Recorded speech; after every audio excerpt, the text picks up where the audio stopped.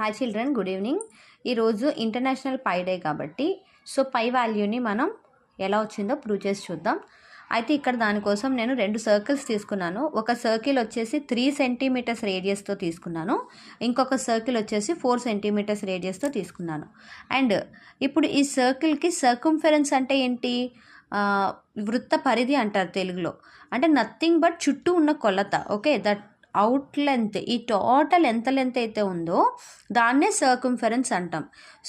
మీరు కూడా కావాలంటే ఒక 3 సెంటీమీటర్ సర్కిల్ డ్రా చేసి దాని చుట్టూ ఒక థ్రెడ్ పెట్టండి. ఓకే, ఇప్పుడు ఈ థ్రెడ్ అనేది ఎంత లెంత్ అయితే ఉందో అదే దీని సర్కంఫరెన్స్ అవుతుంది. ఈ సర్కిల్ యొక్క సర్కంఫరెన్స్ ఈ థ్రెడ్ అవుతుంది. అండ్ అలాగే 4 సెంటీమీటర్ సర్కిల్ చుట్టూ కూడా ఒక థ్రెడ్ చుట్టండి. ఆ థ్రెడ్ లెంత్ ఎంతైతే ఉంటుందో అదే దాని యొక్క సర్కంఫరెన్స్ అవుతుంది. ఓకే, దీన్ని మీరు కావాలంటే స్కేల్తోని మెజర్ చేయొచ్చు. నేను ఆల్రెడీ మెజర్ చేసేసి పెట్టాను. ఓకే, ఇప్పుడు మనకి వీడియోలో మెజర్ చేయడం కొంచెం ఇబ్బందిగా ఉంటుందని నేను ఆల్రెడీ మెజర్ చేసేసే పెట్టాను. దీని యొక్క లెంత్, ఈ థ్రెడ్ యొక్క లెంత్ మెజర్ చేస్తే మనకు ఆల్రెడీ ఎంత వచ్చిందంటే నియర్లీ మనకి ఎగ్జాక్ట్గా అయితే కరెక్ట్గా రావాలి అంటే 18.84 సెంటీమీటర్స్ వస్తుంది. మనకి కూడా నియర్లీ 18 పాయింట్ దగ్గరగా వచ్చింది. అండ్ అలాగే ఈ థ్రెడ్ లెంత్ కూడా మీరు ఈ చుట్టూ పెట్టారు కదా, దాని లెంత్ని మీరు స్కేల్తో కొలిచారనుకోండి, ఇది మనకు వచ్చేసి 25.12 సెంటీమీటర్స్ వస్తుంది. దీన్నే మనం ఏమని అంటాము? సర్కంఫరెన్స్, తెలుగులో అయితే వృత్త పరిధి అంటాం. అయితే ఇప్పుడు ఈ సర్కంఫరెన్స్ని మనం డయామీటర్ అంటే ఎంత? సర్కంఫరెన్స్ బై డయామీటర్ చేయండి. రేడియస్ ఎంత వచ్చింది మనకి?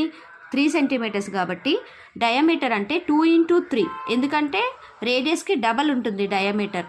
కాబట్టి 2 × 3 అంటే ఎంత? 6. 18.84ని మీరు 6తో డివైడ్ చేసినట్లయితే వాల్యూ 3.14 వస్తుంది. This is the pi value.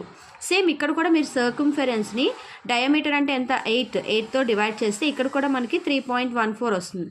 That is the value of pi. అంటే మనకి ఏమొచ్చింది? Circumference by diameter is equals to ఎంత వచ్చింది? పై.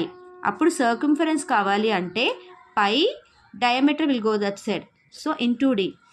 పై into D can be written as 2r, అంటే 2πr. This is the formula for the circumference. Okay, circle యొక్క సర్కంఫరెన్స్కి formula 2πr ఎలా వచ్చిందంటే సర్కంఫరెన్స్ని డయామీటర్తో డివైడ్ చేస్తే వచ్చే వాల్యూ అనేది కాన్స్టెంట్. ఆ కాన్స్టెంట్ వాల్యూనే పై అంటాం. Circumference by diameter is equals to pi.